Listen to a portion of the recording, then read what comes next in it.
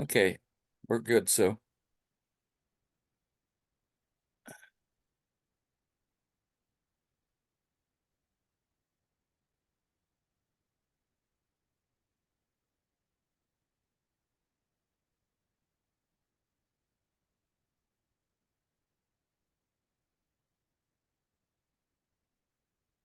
Okay, folks are still coming in. Hi, I'm Doug Farley, the director at the Cobblestone Museum. Thank you for attending this evening. We have a great program lined up for you. Before we get started, though, I'll give you a little more information about some upcoming programs at the Cobblestone Museum. Maybe a couple housekeeping issues too. If our guests would keep their microphones muted throughout the evening, that would be good. And if we're going to hold questions until the very end of the evening, but if you'd like to enter a question when it comes to your mind, you can put it in the chat box at the lower portion of your screen. You'll see a provision for chat. Just click that and start it and enter your questions as they come to your mind. We'll cover those at the end, and then at the very end, we'll be glad to let you unmute your microphones and you can speak to Andrew directly. So we have found in previous Zoom meetings that if you'd like to make sure that the speaker stays at the center focus of your screen, if in the upper right-hand corner, you'll see a box that says View. If you pull that down and select Speaker View, which is usually on the top, just click that, but put an X there, and that will keep the speaker the center focus of your screen throughout the evening. So a couple upcoming programs I wanted to mention. We have a lot going on at the Cobblestone Museum, starting with the Solar Eclipse Weekend, April 5 through 8. We've got several things that are happening. So over and above the wonderful eclipse itself, we'll be having programs starting on Friday, Saturday, Sunday, and then Monday. The central focus, of course, will be what takes place in the sky. We've got car shows. We've got storytellers coming. We've got blacksmithing demonstrations throughout the weekend. Several buildings on our campus will be open for you to tour as well. So you can check out the full details of all of our upcoming events on our website, cobblestonemuseum.org. Just click the events tab and you'll see many of the things that we have coming up. And stay with us throughout this year. It should be a wonderful year. Just getting started in this time with the upcoming eclipse, and after that, we'll be having something going most every week. So stay tuned. It's my pleasure to introduce Sue Bonafini, our assistant director at the Cobblestone Museum, and she will be introducing our speaker. Sue? Thank you, Doug. First of all, I'd like to say that tonight's program is made possible thanks to the generosity of our sponsor, Richard Calabrese. He's a history buff, especially for all topics related to George Pullman. A third generation of his family is now enjoying summers in Alexandria Bay on Pullman Island. And I'm happy to share that at the end of tonight's presentation, immediately following the Q&A portion of the evening, he'll speak for about 5 to 10 minutes about his appreciation for the history of Castle Rest and about his own memories made there. Please remain with us if you can to listen to his remarks at the end of the presentation. But the main speaker tonight, I'm pleased to announce, is Andrew Bullen, who was a philosophy major at the University of Chicago and holds a master's degree in library and information science from the University of Illinois at Urbana-Champaign. He retired last year from his position as the Information Technology Coordinator for the Illinois State Library. A Pullman resident and historian, he has written extensively about Pullman. He's been responsible for the development of a Pullman history website, including the Pullman History House Project. A Pullman House History Project, oh, that's a tongue twister, a demographic database of 50,000 Pullman residents from 1883 to 1950. He's helped digitize some Pullman archives online and is currently working with Historic Pullman Foundation to organize and update their archives. Additional accomplishments include his work with optical musical recognition software on projects such as the music of the First World War and more. So I know we're still waiting for some extra people to join in. They'll be coming in the next few moments.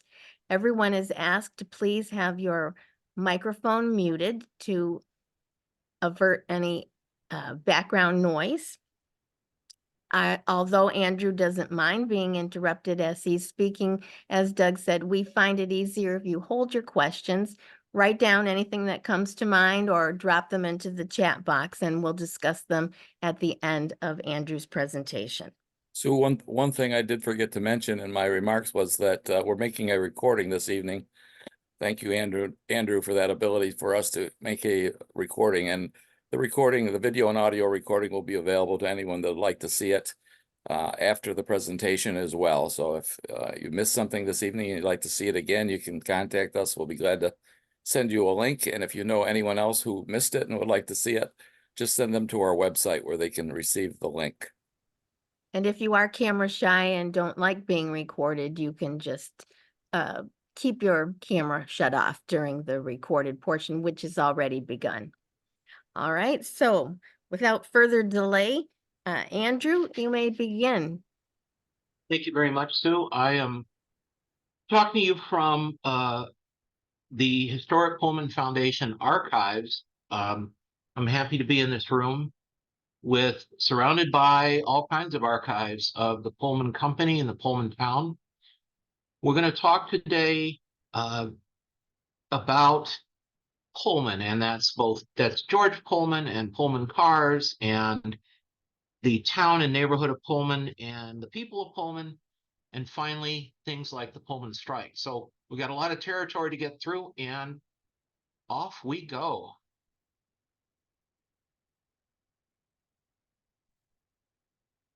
So I'm talking to you here in the Pullman neighborhood, which is on the far south side of the city of Chicago. If you ever seen a map of Chicago, it's one long rectangle, and 90-94 runs right down the middle, and it splits on the far south side at 57 and 94 and so forth. We're right there at that split. It was originally a town in and of itself, created by this man, George Mortimer Pullman, who was born in 1831 in your neck of the woods in Brockton, New York. And of course, the town here was established, and we'll talk about this extensively. The town here was established as a utopian factory town, as a purpose-built factory town to build these Pullman Palace cars, Pullman hotel cars, Pullman sleepers, Pullman share cars, freight cars, all kinds of things. And the way Pullman got involved in this is a portrait of a very young Pullman, 1860 or so. He was born, as I say, in Brockton, New York. His father was Louis Pullman. Pullman himself went to school up until the third grade, in which he dropped out of school to go work with his father and his uncle, doing a variety of things. But one of the most successful things, one of the most successful things with his father Louis was actually removing and moving buildings for the construction of the Erie Canal. If you had a building, you would contract with the Pullman or the Pullman family, Louis in particular, to come and move your building or your barn or your house or whatever you had to move. Here's a patent that he filed with some exotic gizmos to pick up whole structures and move them. Louis died in 1895, and I understand some of the people perhaps listening to this broadcast, this Zoom session, go to this church in Albion, New York. It is the Pullman Memorial Universal Church. It is, I'm happy to say, on Pullman Avenue in Albion, New York. I just had a look at it yesterday on Google Maps, and I was happy to see it there. Anyway, here is a newspaper account of it being created. And should you have a chance to look at this particular news account, you will notice that several of the people preaching at the church at the dedication ceremony were Pullman's brothers. He came from a Unitarian family, and a number of his brothers went into the ministry. In fact, Royal Menton Pullman was a famous minister at Yale and published extensively on his own. This is George Pullman in 1894. This is his family. To his immediate right, you can notice how stiff his back is. As he got older, he got more and more formal, more and more detached from the rest of the world. I'm sorry, the rest of society, as it were. This photo in particular is kind of poignant because he is at Fairlawn, his estate in Elberon, New Jersey, and he is kind of sulking there because of the Pullman strike. He retreated there with quite hurt feelings that the workers here would dare strike and violate his magnanimous spirit.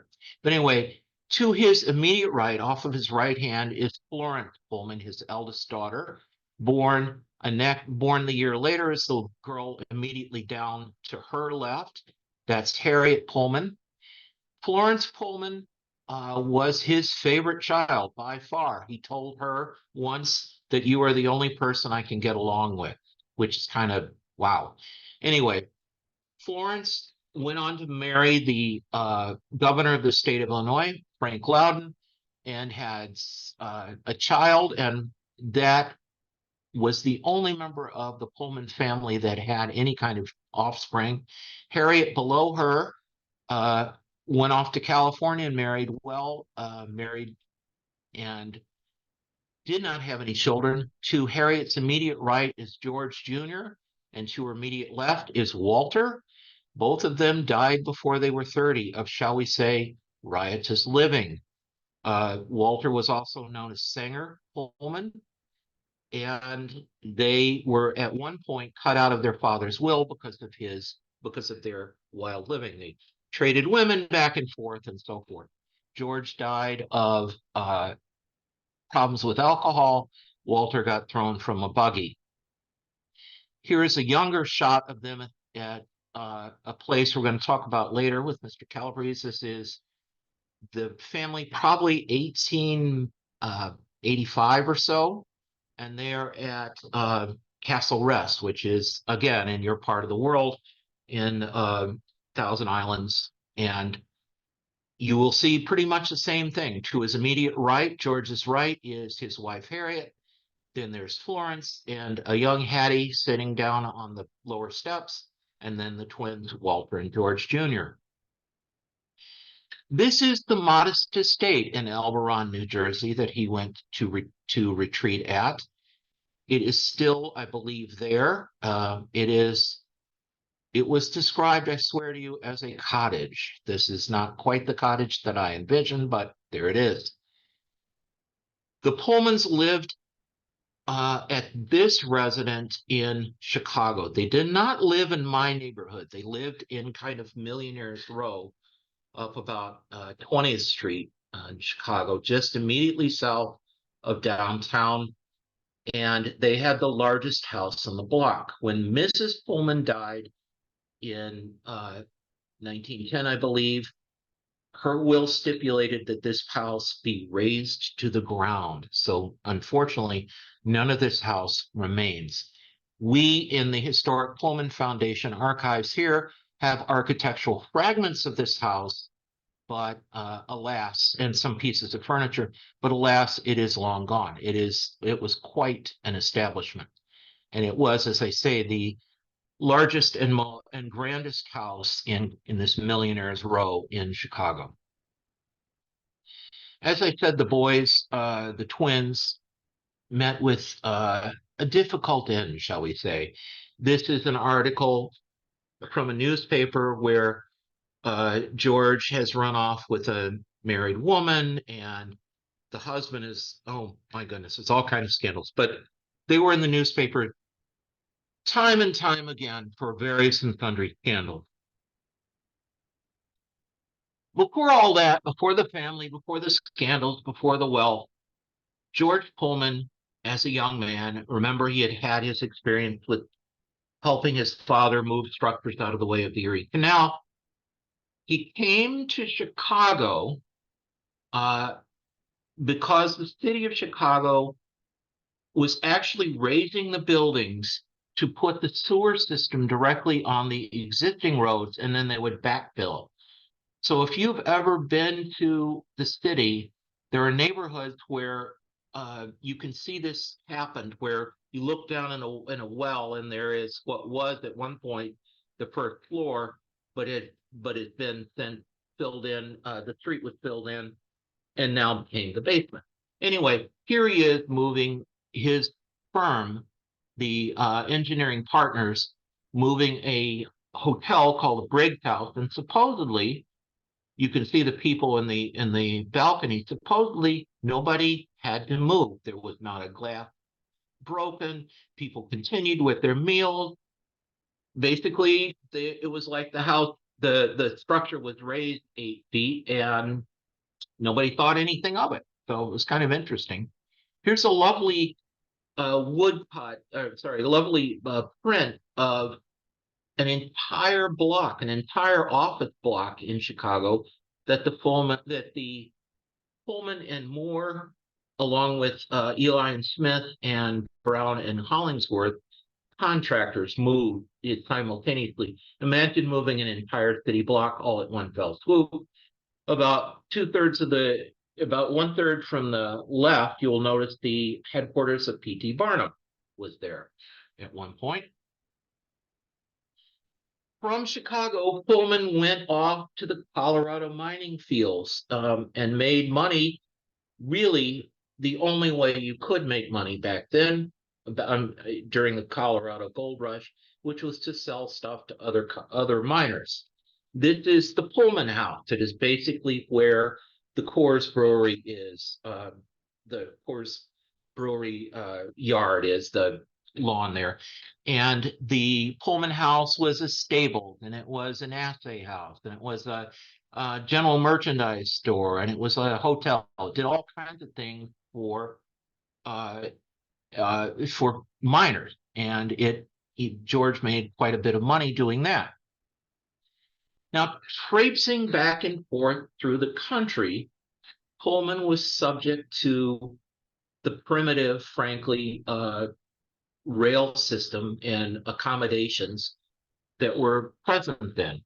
This is one of the earliest passenger cars. I put that in quotes.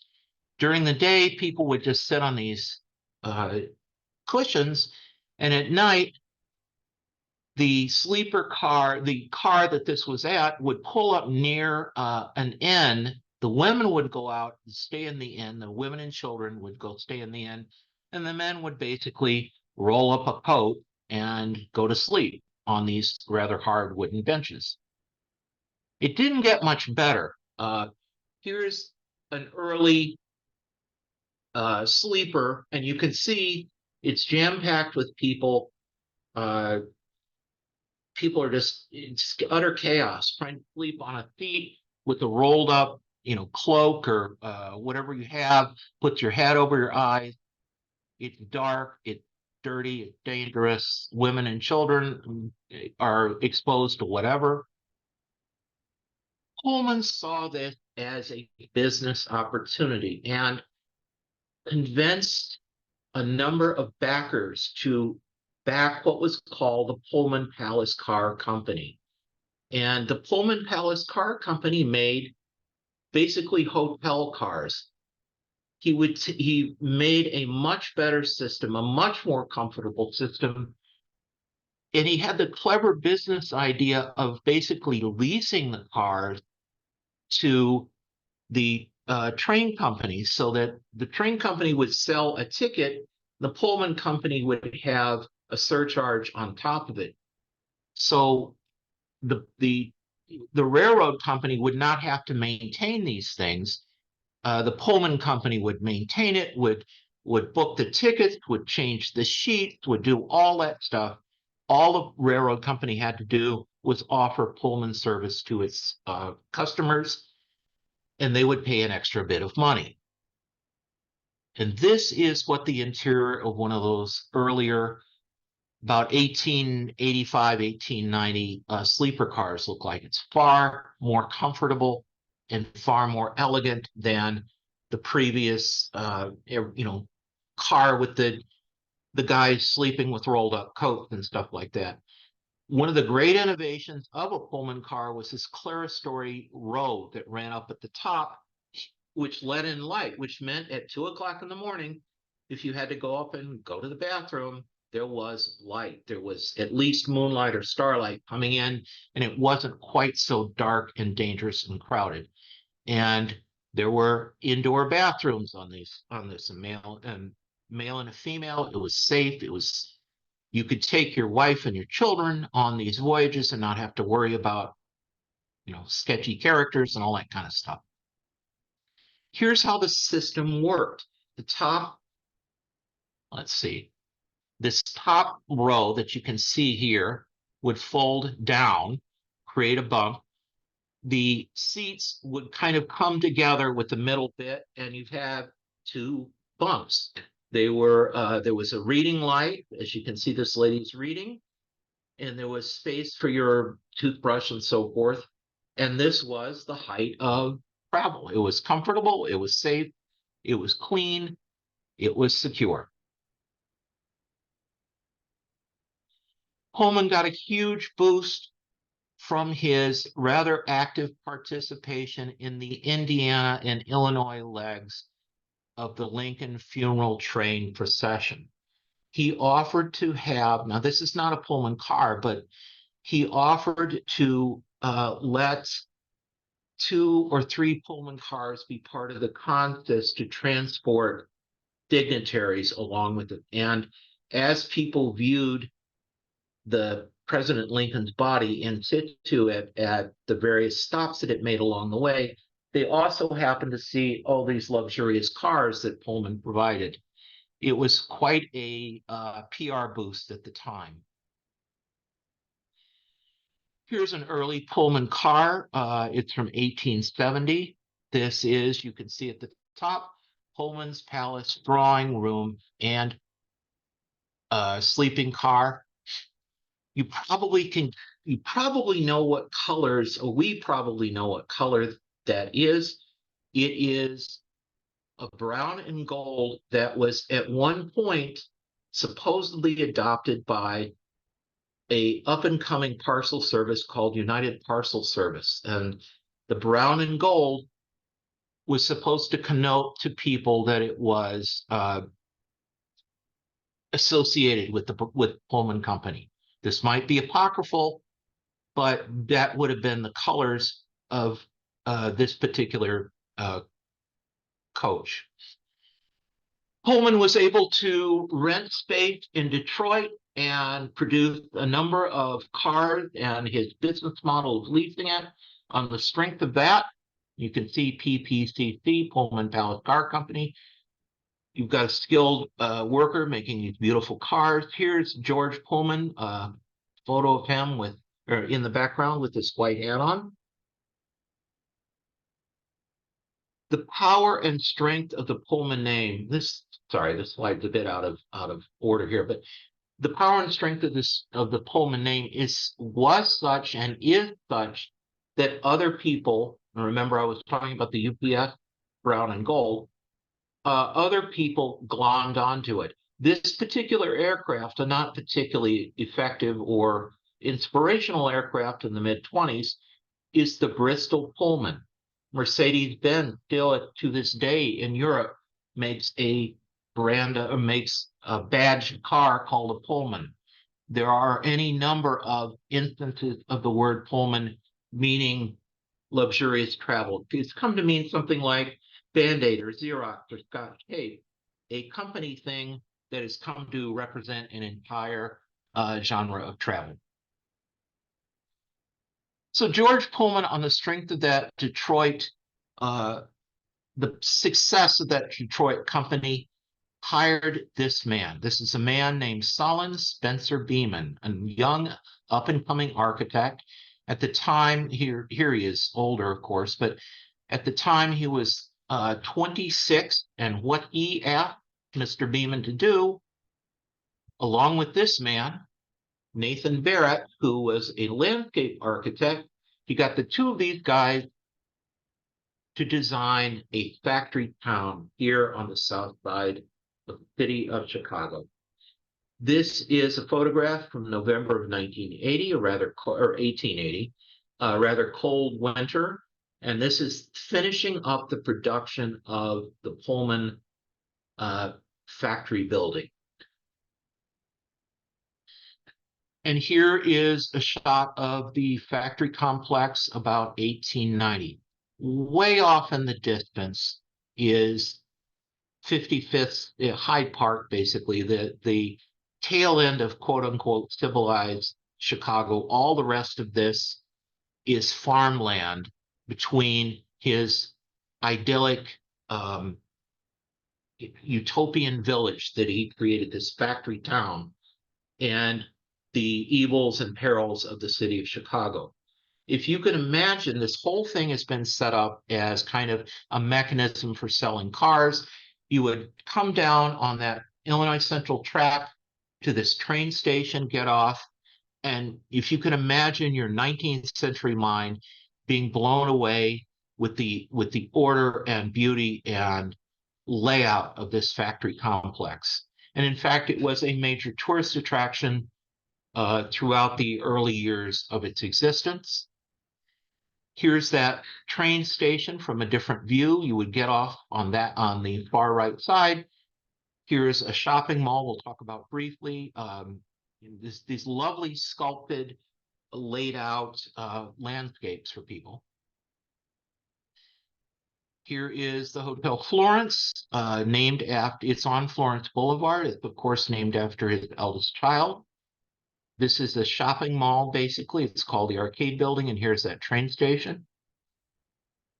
The layout of the town is the factory complex in the middle, and then basically 4 blocks by 4 blocks of housing on the north, and 4 blocks by 4 blocks of housing on the south.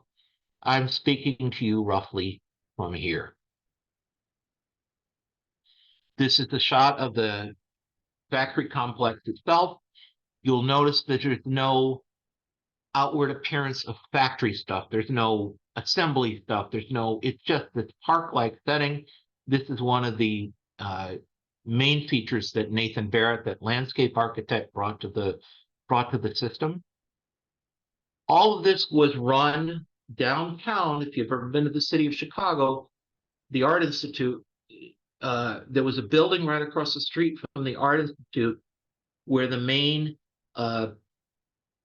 basically the vice president, the president, and a lot of the other executives work at the Pullman building, which unfortunately was torn down and replaced with the Borg Warner building in 1957, I believe. But this is an idea of the factory complex. Their photo is taken from the Hotel Florence.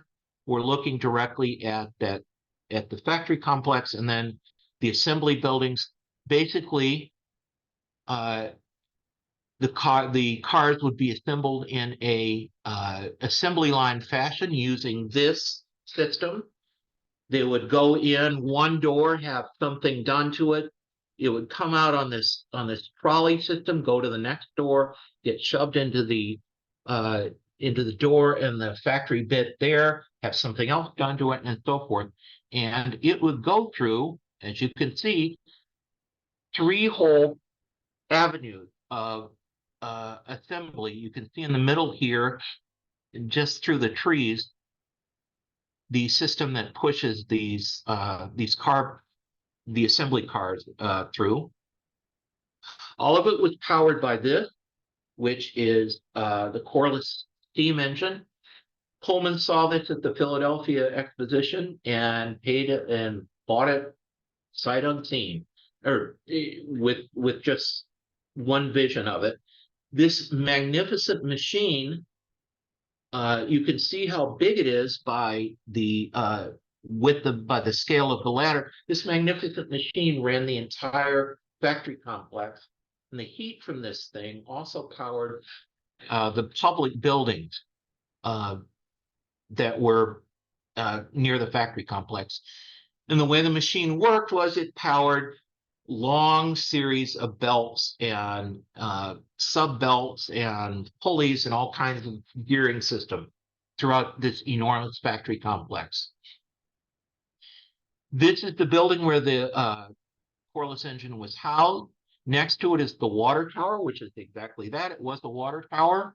Also has some offices. This was at one point, the water tower was at one point the second tallest building in the United States. And it's kind of a shame it was torn down too in the 50s. There were thousands of workers that that worked at the Pullman factory at the height of its power, at the height of its employment during the First World War. About 9,000 employees working 2 shifts. There never were lights in the factory buildings themselves, so it was dependent on lights coming in from skylights and from the windows themselves. So around this was built the town, and this was intended to be a utopia. Remember that Pullman had experienced in Colorado. He'd seen the Colorado mining towns and the disasters that those places were.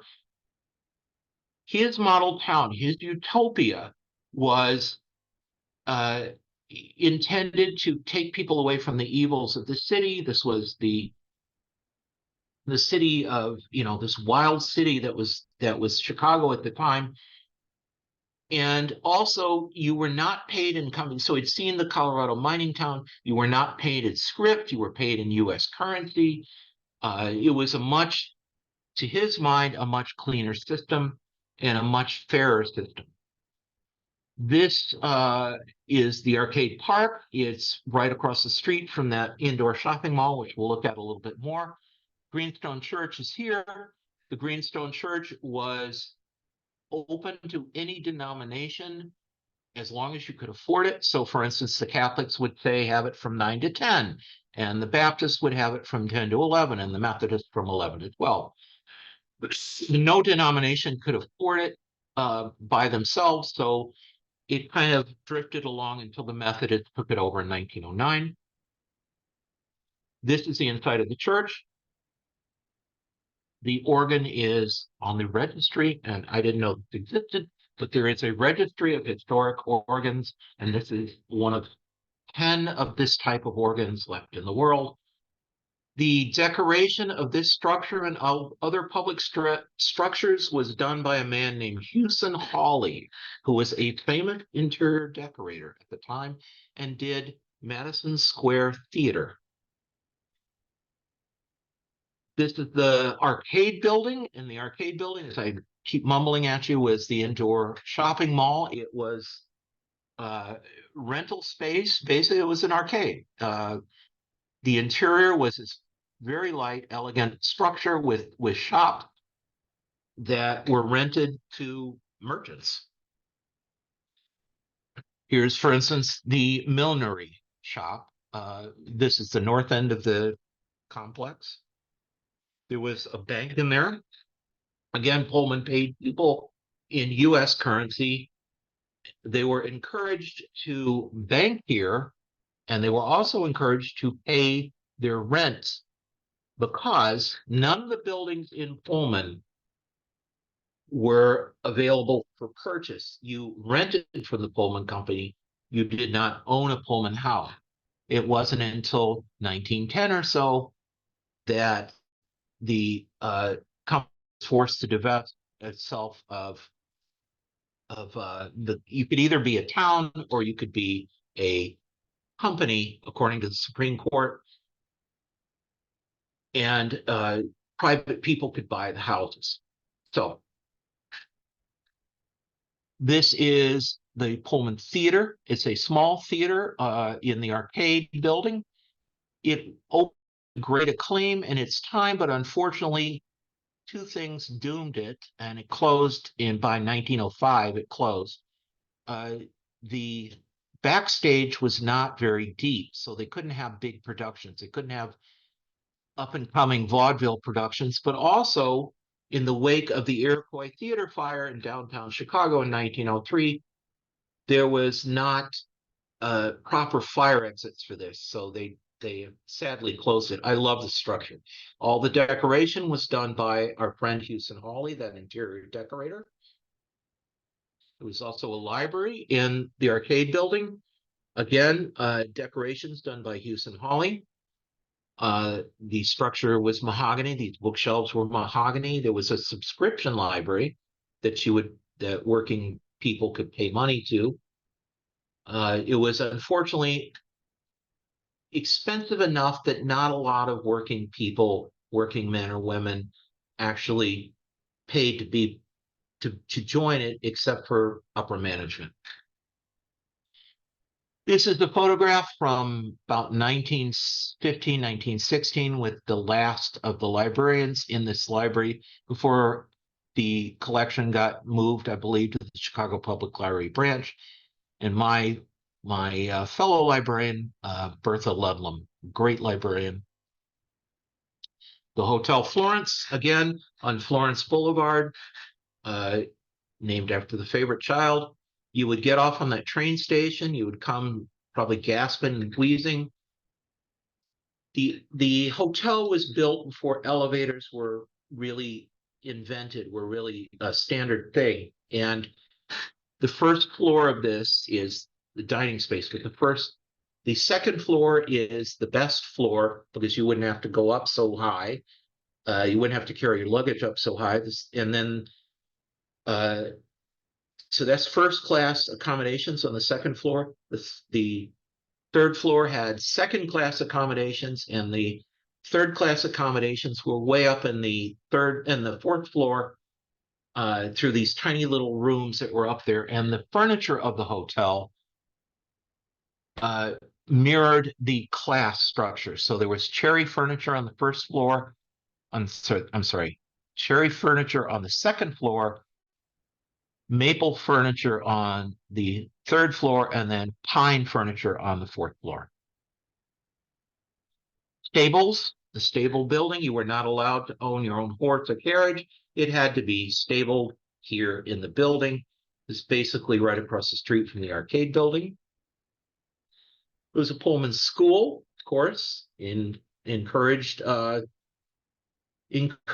both adult ed, because at about 1900, 56% of the people who worked in Pullman, who lived in Pullman, came from another country, and also, of course, school children. And the row houses, row house after row house, they were all rental. The company maintained the houses, maintained the lawns, picked up the trash and all that. You were expected, because you were living in Mr. Pullman's property, you were expected to keep things clean. And there may or may not have been inspections, things like that. The Pullman itself bordered Lake Calumet. There was some talk about making actually harbor facilities for the Pullman company. The nice thing about the location that Pullman chose here was the fact that two competing railroads ran on either side of it, and he could play them off one another. So we're looking at the Rock Island side, the Chicago branch, the major branch of the Rock Island, and he could play the Rock Island off the Illinois Central to get better fees and more better rates and things like that. There was a very prominent gas house, which I'm sorry is gone as well. This produced gas in a process which still eludes me, even though it's been explained to me several times, natural gas for heating. At the end of where that lake was, that I was showing you, was an actual grandstand and rowing facilities and baseball facilities. Pullman at one time was a major sports power. Here's the girls softball team, which was a nationwide contender, as was the Pullman cricket team. We hired, as you can see, this man holding a cricket bat. We hired basically a ringer from Jamaica to come and teach us how to play cricket, and we were at one point a major cricket power. The Pullman bicycle race also was a fascinating occurrence. It was from downtown Chicago, 15 miles to Pullman itself, and it attracted some wild characters. The bicyclists of the time were just these, wild and rough and tumble characters. There's several accounts of them staying at the hotel and trashing the place and using rude language, but it was a very popular bicycle race that attracted crowds like this all along its way. Pullman band, there were actually 4 Pullman bands, and these are all Pullman employees that were hired for their musical ability. They also had jobs in the Pullman company. Pullman band actually was world famous. They toured. There were several concerts a year in the neighborhood, but they also toured internationally. And it is a whole fascinating story. The man on the far left is a man named Hofstrasser. He was the timekeeper at the Pullman Company, hired specifically to be the conductor and manager of this band. If you'll remember the water tower, the offices of the band were in the water tower. In the center of everything was the market hall. This was created as an additional market facility. You could rent a small market space here. If your husband or your spouse of some form had a job at the Pullman Company, maybe you could rent a space and sell vegetables and things like that. It was also, the top floor functioned as the militia armory and meeting house. One of the things that people forget about the Second Amendment is that it talks about a well-regulated militia. Up until the First World War, the United States did not have a large standing army. It instead relied on local militias to fill out its ranks during times of crisis. Here is a photo from inside the market place. This is from 1907. This is Christmas time, 1907, the Broadhead Meat Market with chickens and pigs and all kinds of stuff hanging there. The structure burned down. That first structure burned down in 1892. Pullman wrote a check for $75,000 to create this structure, which is basically the same architecture as the Columbian Exposition. Pullman was the president of the Columbian Exposition. So we go from the structure that was kind of Richardsonian Romanesque to this very classical structure. Sorry. Let's see.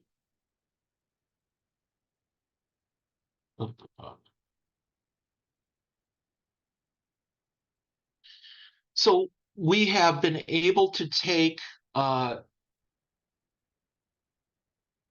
demographic data, as we were mentioning, from censuses and from city directories from 1883 all the way up until 1950. And we're able to take those records and put them online. So we have things like who, their age and what their occupation. I picked a bad choice because this little kid is 6 years old, but what their occupation is, where they were born, their education, and so forth. We have that about 48,000 names arranged by name, by the street address. So you can look on the people that lived at your house, by occupation. We've normalized. In other words, we've taken all the different synonyms for the same occupation and normalize them across the demographic data. Birthplace, we've done the same thing with birthplaces. Of course, since 2 world wars, countries came and went as a result of the war. So we've standardized where people came from. And then finally, if we were able to determine what color people were other than white, we put that in here.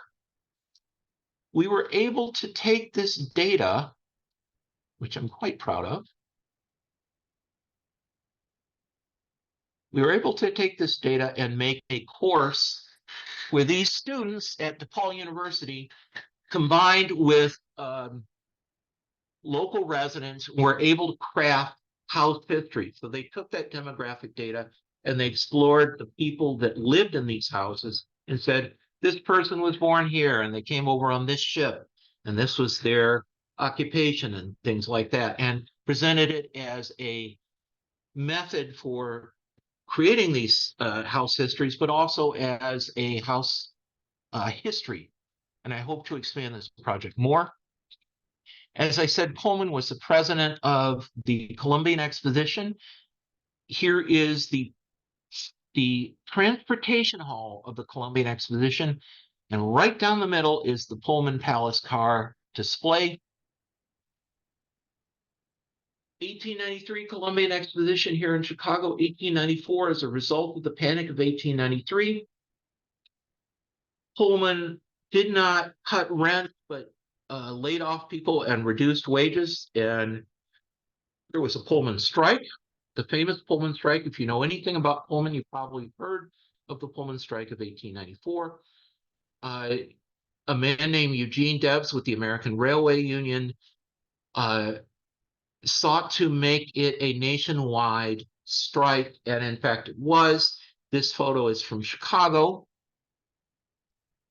This photograph is from California State Railway Museum. So there was a brutal, intense strike where people got killed and obviously property damage from May to about August of 1894. And the strike ended, and unfortunately, nobody won in that particular strike, but it's a famous strike of the U.S. labor history.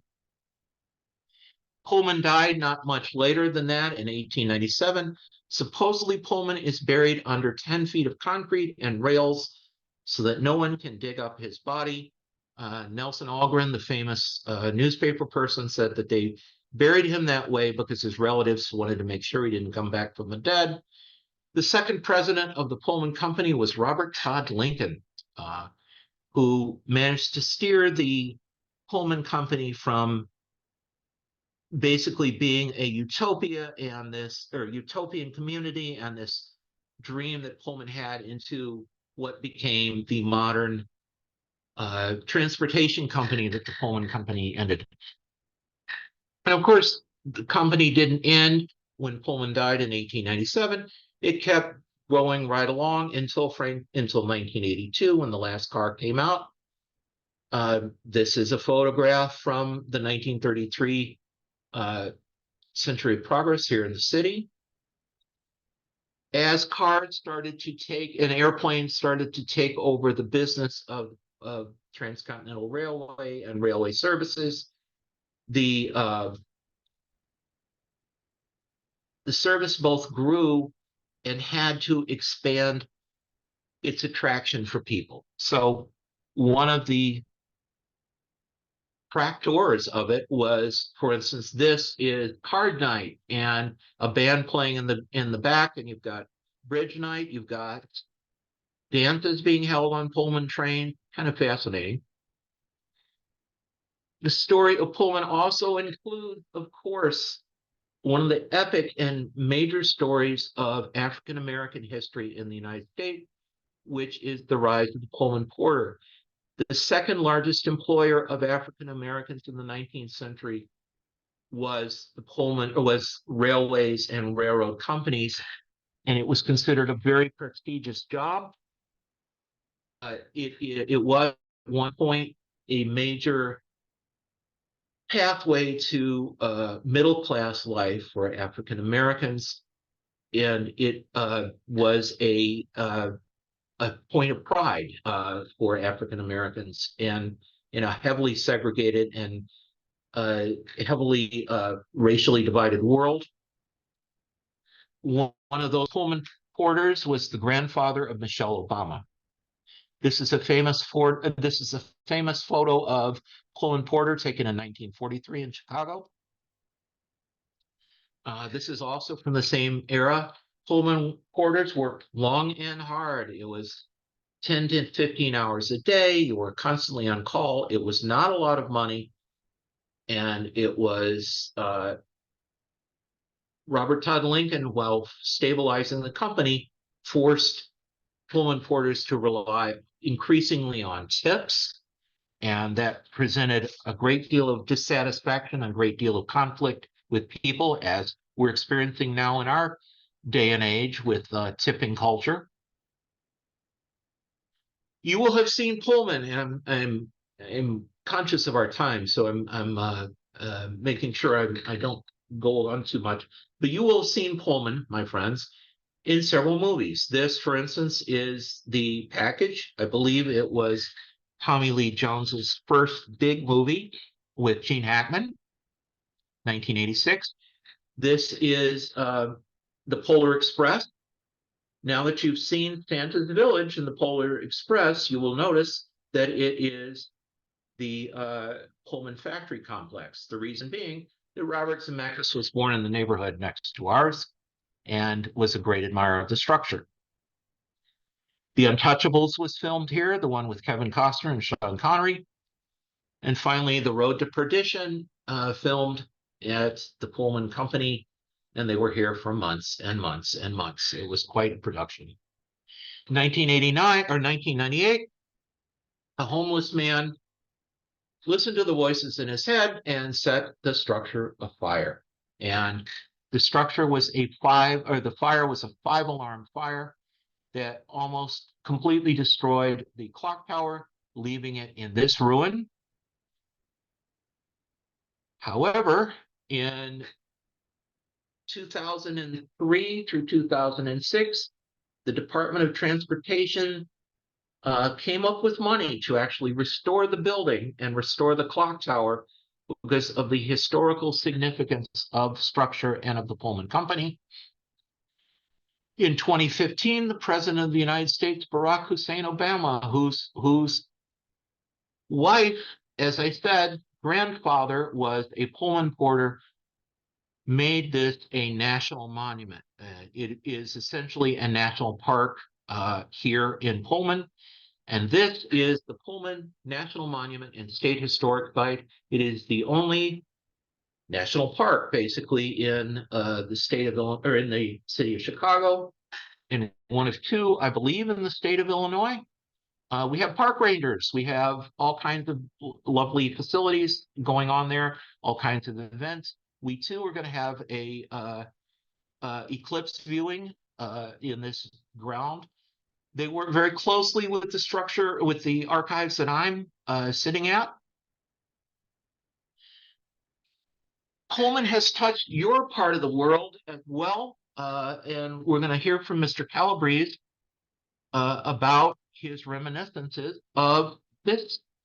In 1864, George Pullman purchased what was then known as Sweet Island for $25. And 11 years later, built basically something that he called Castle Red. It was described at the time as a rude cottage for a summer retreat. This stereopticon view is from 1872, when President Ulysses S. Grant accepted an invitation to spend a week on the island. Charles Crossman, who was the proprietor of the Crossman House in Alexandria Bay, which I think Sue lives at, or near there, arranged a repast for 300 guests, many from the State Editorial Association, and they spread the word about how great the Thousand Islands were, and they became rich and famous as well. Here is the newspaper article from General Grant coming to visit. you can see the list of people, but also amusingly, there were some Canadians that came by, and the president and Pullman just said, "Hey, come on by. We'll have some beers and we'll listen to a speech by President Grant and have fishing." This is the structure itself on Thousand Island. It is an interesting structure. It was designed by Solon Beeman. There's a lovely postcard of the time. And the Thousand Island Club members, and you could see the great and rich and famous there. And then finally, a photo taken with the Pullmans in their nautical caps at the, sorry about the halftone, but this is them and their house, their halftone, their St. Lawrence home there, the Thousand Islands, and you can see how dour Pullman always looked in photos. That was his milieu. So that is my bit. I have taken you on a whirlwind tour of Pullman, the man and the town and the people and the cars and all that good stuff. I turn this over to Sue. I think Sue will introduce Mr. Calabrese. Yes, first let's pause. Are there any questions for Andrew before we move on? Oh my goodness, not one question. You must have given us quite the overview. And just to clarify, I don't live near I live nowhere near Alexandria Oh. Bay. I did mention that I have a cottage on Lake Ontario. So but not anywhere near that area.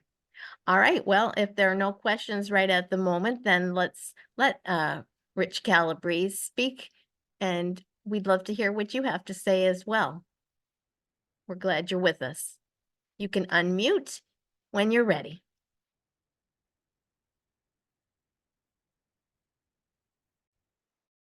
Mute. All right, there we go. That's better. Thank you, everybody. Andrew, that was great. It was fantastic. I don't know if you can take over the screen, Andrew, if I ask to put up the castle, put up Castle Rest again. But if you can, that's terrific, since I can't do it. But let me tell you, here it comes. All right. The way it all came about is my dad was in 1970, no, earlier than that, actually. In 1971, my dad bought the island. It hadn't been lived in 25 years, but he was up fishing on the river with my two uncles and a close friend. And they got close to Castle Rest, and my dad says, "Let's get off here. Look at this place. There's something here that's special. Let's get off and look at it." So they got off the boat, and they walked around, and my dad, he was enthralled. And so he ended up somehow going to the town or the county and finding out who owned the property. And it was a Mrs. Miller and her sister owned the property, and they were Pullman's granddaughters. So with my dad and all his charm and humor wrote her a letter and said they're going to have children, and they want to have 8 to 10 kids, and they want to have a place where they can raise their children during the summer. And at first they didn't hear back, but then he wrote another letter. But this time he wrote a letter with my mom and dad and me in the photo. And then every year he would write 2 letters, and they had 5 kids in 6 years, my mom and dad did. So every year they would get 2 notes, and one was always with the family as the kids grew. So my dad chased the Millers for 7 years, and finally he gets a letter from Mrs. Miller's attorney, which is in Watertown, New York, which is about a half hour outside the islands. And the Millers were offering the island for sale. They had been there. They were so disheartened that in the the condition of it, because no one had been there in 25 years, that they decided to put it on the market. But they were offering it to my dad only because of his diligence. And they kind of felt like he was a friend after all those years of correspondence. So they offered it to him, and he tried to negotiate. And the attorney said, look, this is your price only and not the public price. So my mom tried to talk him out of it because she can't swim. And she thought, oh my God, we've got 5 children. How are we gonna make this happen? If one of us falls off the dock and my dad's not there, you know what would happen. So, but she couldn't talk him out of it. And anyways, they offered him the island. And I'll tell you what he paid for it. You're gonna laugh. It's about the price of your car. He paid $30,000 at the time, but it was a wreck. But he just saw something. And at the time too, all the boats up there were wooden boats. So it was 1971 when he closed. So God, we've been there 53 years. It's hard to believe. But that is basically the story of the purchase. He did get to visit Mrs. Miller, and he said she was charming, but old school Pullman money. Like she had servants and they were dressed in black and white, and the butler showed up with the bow tie and the whole thing. But he said it was wonderful. But like Andrew was saying, skip ahead, in 1872, Pullman had Grant, Sheridan, and Porter, Generals Porter, and they were all on the island for a fishing weekend. And the way the story goes, and what I've read in papers and all that, is that Grant fell overboard while fishing. And I think they made a bigger deal out of it than it was, but they said Grant almost drowned and they had to pull him ashore and everything else. And that made the news, and it went like wildfire throughout the country.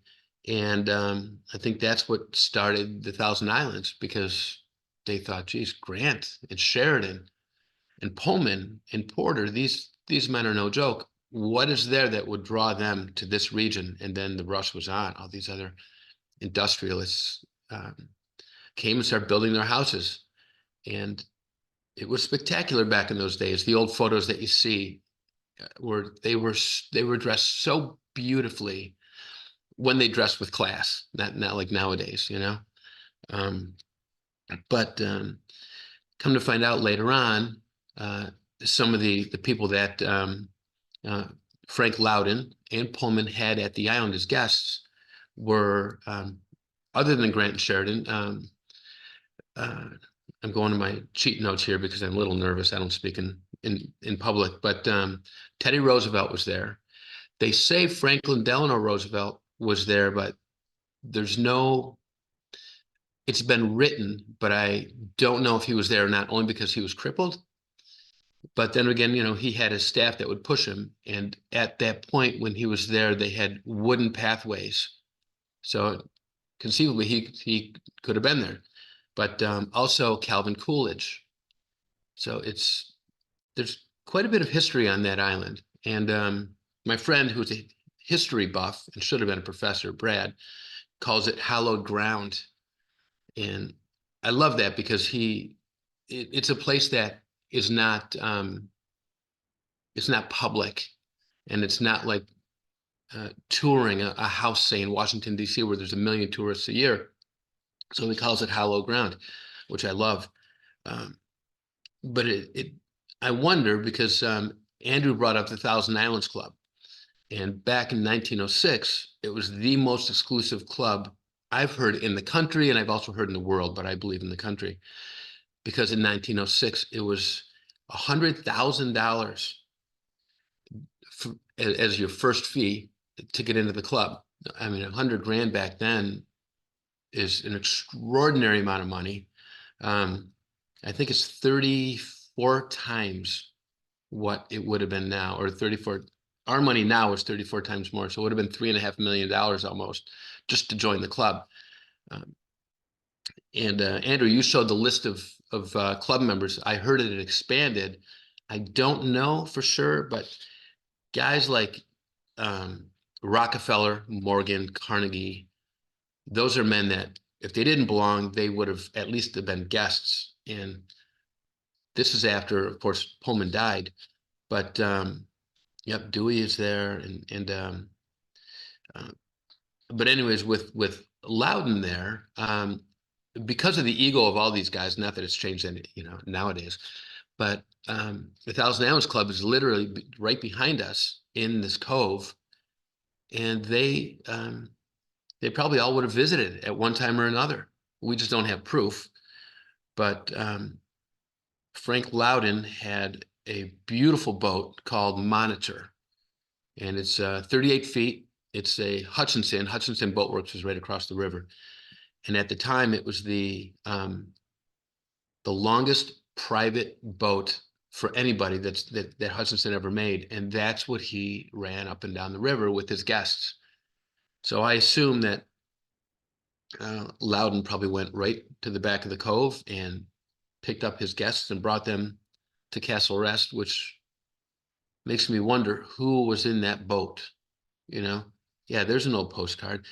Andrew, there was another photo that was taken from the main channel that showed the house and the seawall. I don't know if you can move that up at all. Let's see. Oh, I can. Okay, there it is. I didn't realize I could move it around. This gazebo and that dock and that seawall all still survive. I grew up fishing on that dock and jumping in the water, and we're kids. We still do it. Even now, my nieces and nephews do it. They love it. But if you look carefully, I don't know. Can you guys see my hand moving? This cursor? No, we can't. No. Okay. Well, it's a little hard to see, but if you walked yourself up this seawall, there's a little area, we call it the round rail. It was part of the seating area that Pullman's guests would come up and sit at, and it's still there. And I sit there every morning with a quick cup of coffee. And it really, the only thing that's different other than the main house that's gone is that there's not as many trees, but it's exactly the same as it was back then. Nothing has changed other than they took the house down in the 50s, which is sad. The way the story goes is that the Pullmans, or the village of Alexandria Bay, wanted to raise their taxes to the point where it was ridiculous. And the Pullman said, or the Millers said, forget it, we're not going to pay that. And Alex Bay says, you're going to have to. And the Pullman says, we'll tear the house down. And they said, no, you won't. And they did it. And they disassembled the house and they left it in a huge pile of rubble. And we used to call it the rock pile, because as kids, we would spend hours playing there. And my uncles and my father would throw like chicken bones up there. And we were looking and they would tell us to go find dinosaur or human bones. So we'd find a chicken bone and we thought we had found some kind of a dinosaur relic. But that's how they keep you busy when you're just a kid. I can go on and on and on with stories for the last 50 years, but I want to open it up. If you guys have any questions, that would bring another story to my mind. I'm sure it's a wonderful place. I can't imagine not being there. I will tell you, Rich, that I was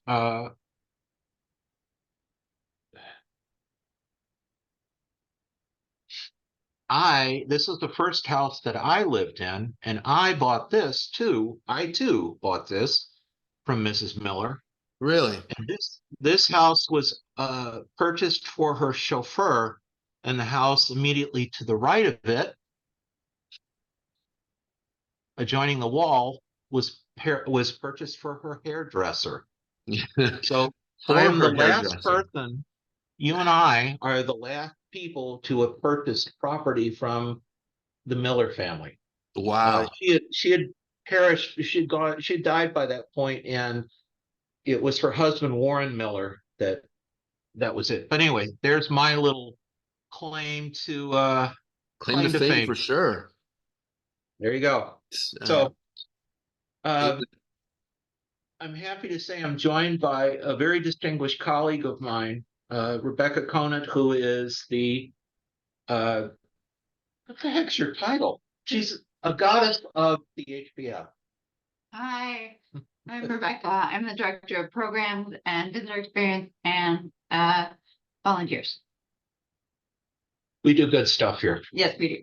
Andy is amazing. So, if there are any questions, I'd be happy to answer them. Sue and We can Aaron, I talk think about because of the trivia. lateness of hours, people can unmute their microphones at this point and just post questions themselves. So if you have a question, just unmute your microphone and let it go. One thing that I want to bring up is when Mike Szymanski, of course, Andy, you know Mike. Oh yeah. He gave me a tour of Pullman when I was there 5-6 years ago, I think, in Chicago. And I contacted him and he toured me through, and it was great. He told me that the name Monitor, which is the old Hutchinson that Frank Loudon built, he said that Monitor was the Pullman's like undercover name when they traveled. Instead of using the name Pullman to go to a hotel, it was Monitor. And which I think is really interesting. I didn't know that. When I told my family that, they thought it was fantastic, but she's still called Monitor and she still floats and we use her all the time. Wow. And it just, I will tell you, it's a joy. The old boat. you know, you're supposed to learn one new thing a day. Well, that's my new thing I learned today. I didn't know that. So Wow, I taught you something? I feel like a big shot. there you go. You didn't mention it, Andrew, but most of the local contacts that we have here today who are familiar with the museum would remember that George Pullman was famous locally for his furniture factory and the production of furniture. We have a Pullman couch in our Proctor room and other places. So we have a connection to his furniture, early furniture making, obviously not as grand as the palace cars, but an example of his work is people are still using them in homes today in Albion. Man, I will it's tell you unbelievable.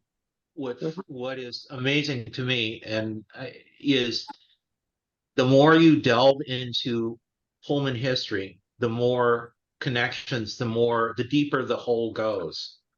And it is now my 24th year of being an amateur historian. I still learn a new thing every day about the people here, about what's going on. It's just a fascinating part of American history that touched so many lives. You know, I've never met Mr. Calabrese, and he and I share something. I'd love to. You know, it's just amazing. So, what else can we talk about? What else can I answer? Or my colleague who is fantastic at this stuff. What else can we answer? What can we talk about? I have a question. Yep. Can you tell me anything more about the connection with Robert Todd Lincoln and Mr. Pullman?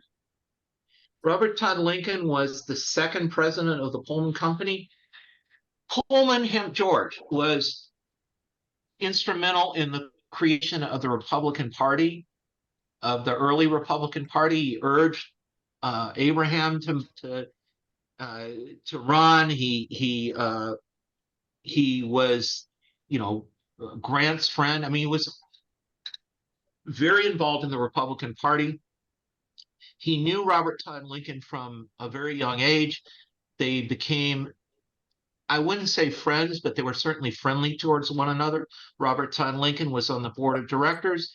Then when Pullman died in 1897, he became the second president. And like I said, it's primarily his work, his touch that steered the company from being kind of this 19th century relic into being a more a company, an actual corporation, something that adhered to business practices for good or ill.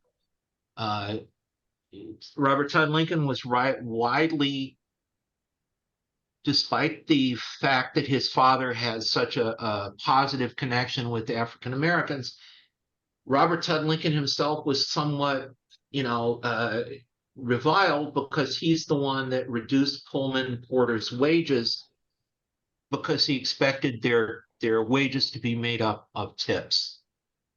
So frequently a Pullman porter would make $10 to $15 a month, $15 to $20 a month. I mean, it's nothing to live on with the family, and even back then. So It's a fascinating connection. You know, Robert Todd Lincoln, of course, he was invited to go to Ford's Theater with his father, which he declined. He was, and I'm probably saying this wrong, but he was supposed to meet Garfield, and he was with McKinley at the station. So the three presidents that were assassinated in the 19th century, and he had kind of a connection to the point where he would not appear in public with people, with famous people anymore. He felt like he was a curse, or he felt that there was something going on in his life. So anyway, more than you wanted to know. That's okay. I wanted to mention also, I am a member of the Pullman Church in Albion, New York. There you go. There you go. It's a It's beautiful structure. It's a beautiful church, yes. Yeah, Gotta it be. is. And it was the sincerity that he really loved his family. The sincerity that he put into it, I kind of feel like you can feel it in the bones of the church. I don't know. So, any other questions now that I've waxed poetic about churches? Maybe just a quick question, Andrew. As a result of the Pullman strike, were there any concessions that were made for the workers? Yes and no. There wasn't nobody won the Pullman strike. There weren't immediate concessions. The economy gradually got better. The main instigators, the main people in the strike were fired and not rehired. But George Pullman himself was reviled in the newspapers, and as I said, supposedly, when he was buried 3 years later, he was buried under these concrete and rails, and so his body couldn't be dug up and defiled and all that stuff. So nobody won. Deb certainly didn't win. He got arrested, and the American Railway Union did not attain the heights of power that he wanted it to. Nobody won. The workers did not get any main concession, nothing like that. So we're, in fact, my colleague and I are working on an exhibit that's going to be opening in May, the 130th anniversary of the strike, and we'll have an exhibit focusing on the people primarily involved in the strike, the people, and how it affected the people of Pullman. And the national park will have a more general overview of the strike, things like that. So Very good. Behind me, I've got a copy of the dedication of the island, August 14th, 1888. He dedicated it to his mom. And I can take my laptop and see if you can see it. I mean, it's worth a shot. It's elegant, and it's so eloquently written. If you send a copy, if you take a photo with your phone and send it maybe to Sue or to Doug or something, they can get it to me on behalf. I would love to see it. That would be fantastic, if you don't mind. Yeah, in fact, let me do it real quick just to show you guys a little bit. Anyways, I'm going to try, so bear with me. All right, hold on. All right. Oh, that's nice. Hold on. I don't want to fall here. Let's see. To mother. Wow. Right, to mother. I know. And And then father. he signs it at the very bottom. You can see where his signature is. Hold on. Yeah. What His year was signature that, always Andrew? looks like spaghetti. Yeah. Right. What year was that, Andrew? 1888. Okay. August 14th, 1888. Let me get a better grip on my laptop before I drop it. Don't drop it. Let's try again. Yeah, let's not drop it.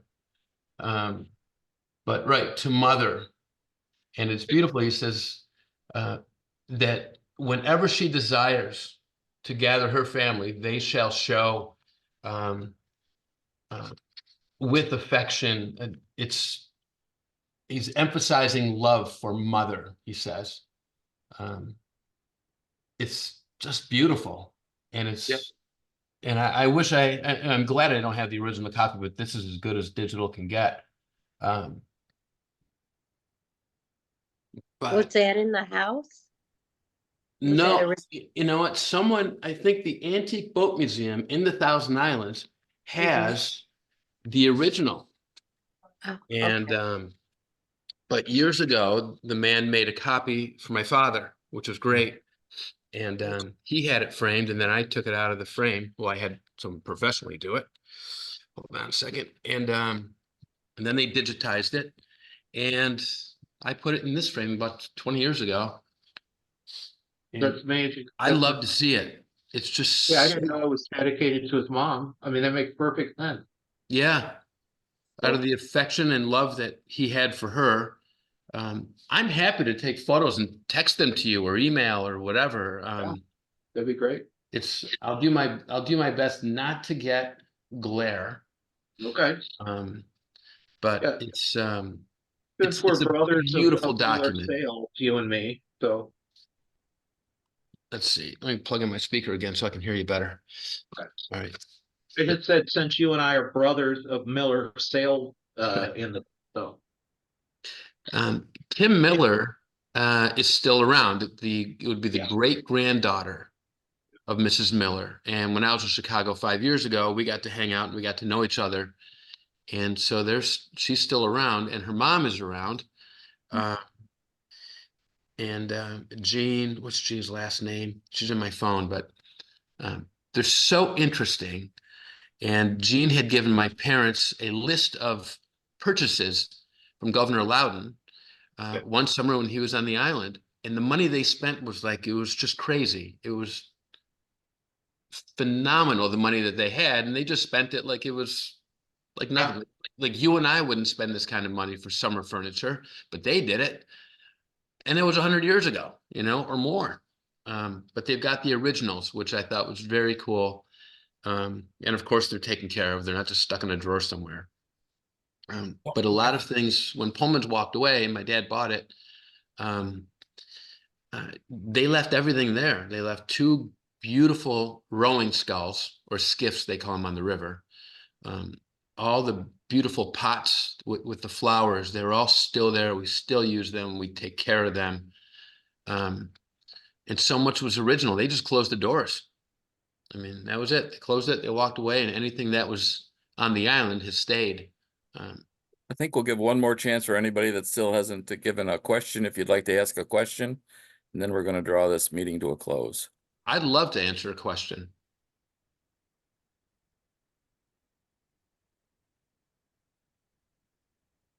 Hearing none, we're going to thank the gentleman, and Sue. Sue, if you'd like to make the closing remarks.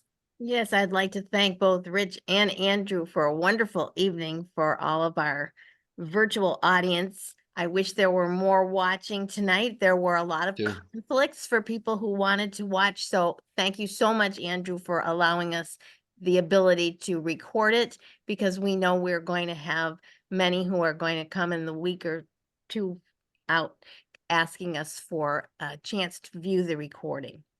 And this has been a very wonderful opportunity to get the two of you connected. It's just a strange way that everything pulled together. I invited some historians from different counties to attend the program. We've got Catherine Cooper on the call this evening, who's the Orleans County historian. And it just so happened that one of the historians in Monroe County knew Rich, and then she plugged him into our program, and it's just been a wonderful coming together of very interesting people to talk about George Pullman. Yeah, this was great. And so I thank everyone for staying a little bit extra tonight so that we could allow some extra conversation about the Pullman legacy and Castle Rest. And I just thank everyone for being here this evening. Thank you again, Rich, as our sponsor. Oh, thank my you for pleasure. Andrew, and thank you, Rebecca, I know Rebecca's off to the side, but it's wonderful to meet you as well. I dropped my cell phone into the chat, so if anyone wants to keep it, please do. Thanks again, Rich. Thank you, Andrew. Thank you, Sue. So much fun. This was great. Everybody. Everyone have a wonderful evening.